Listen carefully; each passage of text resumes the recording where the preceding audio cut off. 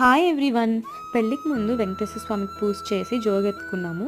మా జోగి 5 ఊర్లు ఉంటుంది. అంటే మా ఇంటి నుంచి వేటపాలెంలోని వెంకటేశ్వర స్వామి టెంపుల్ వరకు మొత్తం 5 కిలోమీటర్స్ ఉంటుంది. అక్కడి వరకు నడిచి వెళ్ళి నడిచి రావాలి. జోగి రోజు మార్నింగ్ ఫస్ట్ వెంకటేశ్వర స్వామికి ఇంట్లోనే పూజ చేసి తర్వాత అమ్మవారి చెట్టు వరకు పానకము వడపప్పు తీసుకొని వెళ్ళొస్తాము. అక్కడ పూజ చేసి వచ్చిన తర్వాత ఇంటి దగ్గర జోగి బయలుదేరుతుంది. ఇక్కడ అమ్మ వాళ్ళే నాకు జోగి పళ్ళెం ఇస్తారు.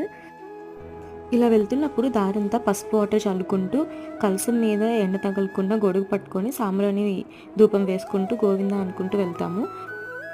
ఇదే వెంకటేశ్వర స్వామి టెంపుల్. ఇక్కడికి వచ్చి పూజ చేయించుకొని మళ్ళీ ఇంటికి బయలుదేరుతాము.